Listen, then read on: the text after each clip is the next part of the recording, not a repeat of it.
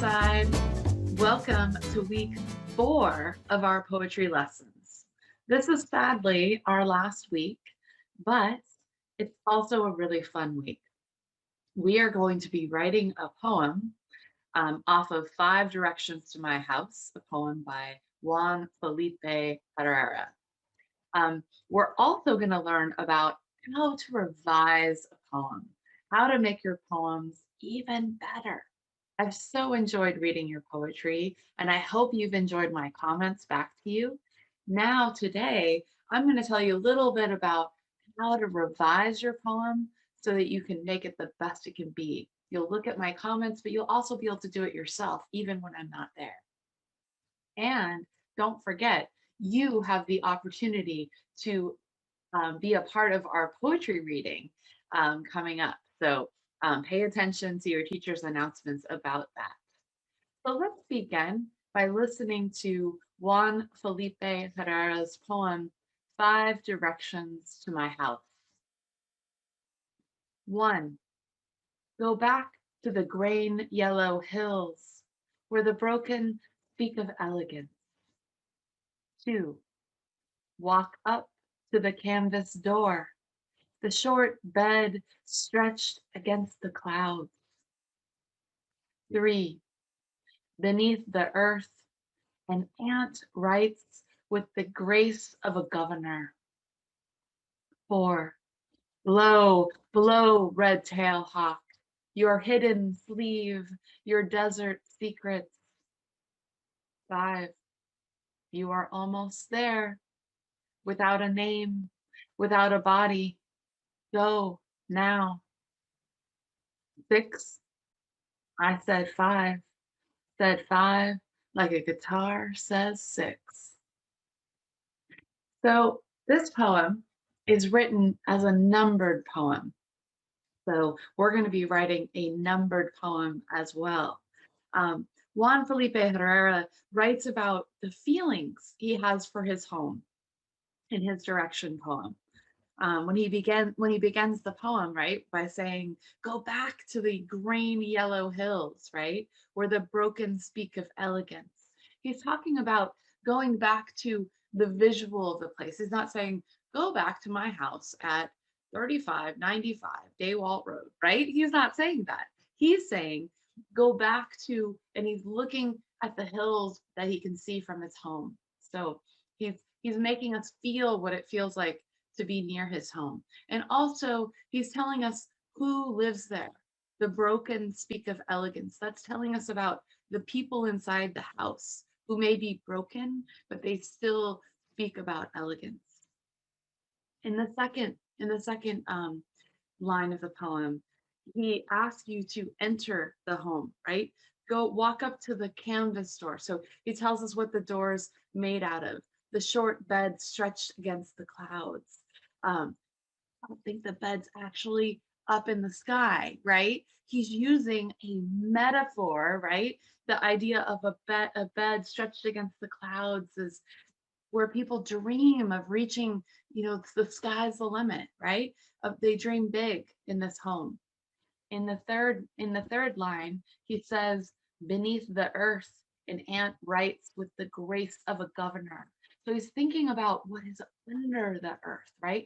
But he's not saying, he's again he's using personification. That's when you make an animal or an insect in this case have the traits of of a uh, a person, right? And so this ant has the grace of a governor, like someone who could lead a state, right? But it's just a little ant, right? So that contrast makes us feel something, right? Feel something about what's under this house, right? In the fourth, he tells us about an animal that he can see from his home, the red-tailed hawk.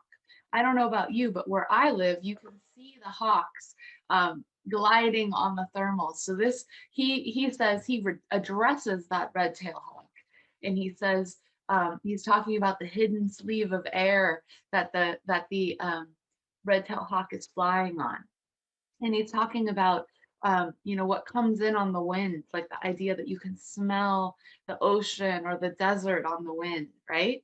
The secrets of another place. And number five, he addresses us directly and tells us that you, without a name, without a body, you are almost there, right? Go now, right? Makes us feel like what it would be like to be welcomed there, even if we don't have a body or a name, right? It's a place that we can go back to. And then in the sixth line, and remember, the poem is called Five Directions to My Home, yet there are 6 lines. So he's breaking his own rule. And he says, I said five, like a guitar says six. So guitar has 6 strings, right? So he brings in this idea of music and of breaking the rules. So it's a really interesting poem, and it's meant to make you feel something, right? It's not a direct poem. It's not telling us a story directly. We have to use our imaginations to make sense of it. So now I would like for you to try to write your own poem by giving us directions on how to get to your home emotionally, okay? So I'm going to lead you through this. I'm going to give you the 6 steps. And I'd like you to, while you're listening at home, you can just stop it if you'd like. You can stop the video and write, and then turn it back on when you're ready to do the next one. Okay. Number one, start by telling us where your home is, but don't give us the address.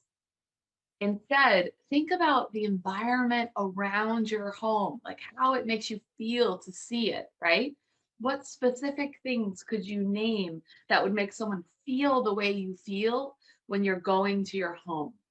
So I'm at my home right now and I am looking out the window and I can see hillsides covered with redwood trees. And that would be something that I could say, go to the hillside covered in redwood trees where the fog lingers like a question, right? That would tell you where to go for my house instead of saying, what road I live on, right?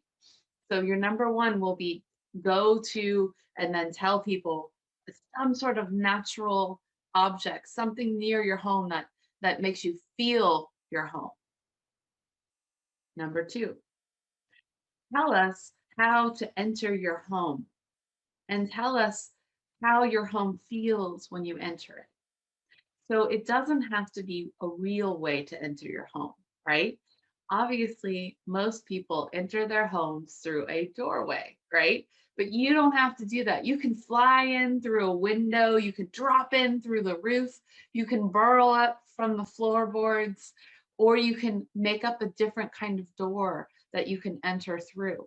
Okay, I want you to use your imagination. Again, get weird on this one, you guys, okay?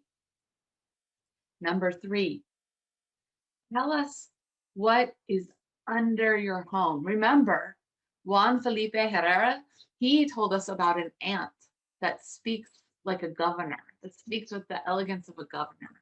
So don't just say there is dirt under my house because, we know that, right? Okay. But you want to use this opportunity to tell us, like, are there secrets? Are there secrets hidden beneath your house? Or are there stories woven out of uh, different places? Tell us something that your house holds underneath it, metaphorically, not gophers and dirt and spiders, okay? Because we all have that under our house. All right, number four, name an animal you hear at your home. And I want you to personify this animal. Now remember, personifying an animal gives that animal human qualities, okay? So if you're going to personify like a red-tailed hawk, you can address that animal just like Juan Felipe Herrera did, and talk about what the animal's doing. This animal doesn't have to be an animal, though, that you find at your home. It could be an animal you make up. Like maybe you want to have a conversation with a black bear, but you don't have a black bear that lives at your house, right?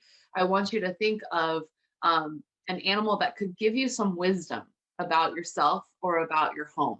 Okay, so Maybe I want to speak to barn owl that roosts on my barn, about uh, the last year of our lives, or about uh, how, you know, the idea of mortality, right? Maybe I want to talk deep with an animal. Okay, that's what I want you to do. Okay. Number five, what does it feel like to be in your home? So I want you to tell us that we're almost at your home, and what will it feel like when we get there? Okay. And how will we feel when we get there? And try not to use abstract words like, you'll feel good when you get there, you'll be happy. Give us an image instead that tells us that. And then number six, I want you to break a rule. Maybe you told us that all are welcome in our home, in your home, right? In the sixth line, you can say that you lied, and that it's only these people that are welcome in your home, or that what the owl told me was actually not true, or you know, use that line like he did to play with the idea that you are going against something that you've already said. All right, that's your poem for this week. Now, I want to tell you a little bit about revising your poems, okay? You're going to go back and look at the 4 poems that you wrote for this class, and I want you to choose one that you really like, okay? And I want you to think about these tips while you're revising your poem. So number one, I want you to make sure that your poem has a title, right? It's the first chance you get to connect with your reader. So make sure that your poem has some sort of a title that that the reader can connect to, and don't call it poem. You know, like, use it as a way to make us dive into the feeling of the poem, okay? And try to avoid abstract words, like, remember, like love and greed and hate and envy. Those are all words that mean something different to all of us, right? So you want a word, you want a title that's going to like grab the reader and make us ready to feel something from your poem. Are there line breaks?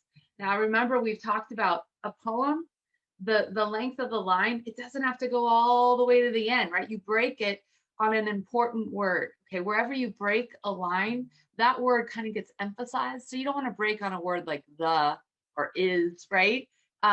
Break on a word like hawk, or you know, something that's going to give us meaning. Okay. Remember, short lines go really fast and long lines go slowly. So think about, what pace do you want your poem to be going at? Look at the images that you're using, the pictures you're creating with your poem. Are they sensory rich? Are you using what you can see, what you can hear, what you can smell, what you can taste, what you can touch? Are you being specific, right? Are you not just saying bird, you're saying what kind of bird, okay? And if there's abstract words, replace them with an image, right? Instead of saying love, give us a picture of what love is to you, okay? Um, how are you using sound in the poem? Is your poem euphonic, meaning it sounds fluid and soft, right? That's when you're using words like stone, right, with S and N. Or is it cacophonous, like rock, right? Remember that from the first week? So if you use R's and K's, right, the words feel sharper and a little bit more hard, right? Um, and if you use alliteration, so if you have words that start with the same letter, those sounds will tie together and make meaning come together. Um, and just read it aloud, finally, so you can hear how it sounds, because poetry is a spoken art. And if you read a poem aloud, it will come to life. It has been such a pleasure working with you this semester, and getting to know your work. Even though I didn't get to know you in person, I've really enjoyed reading your poetry, and I look forward to our poetry reading.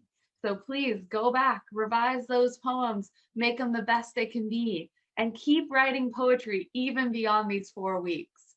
It's been great working with you. Have a great week.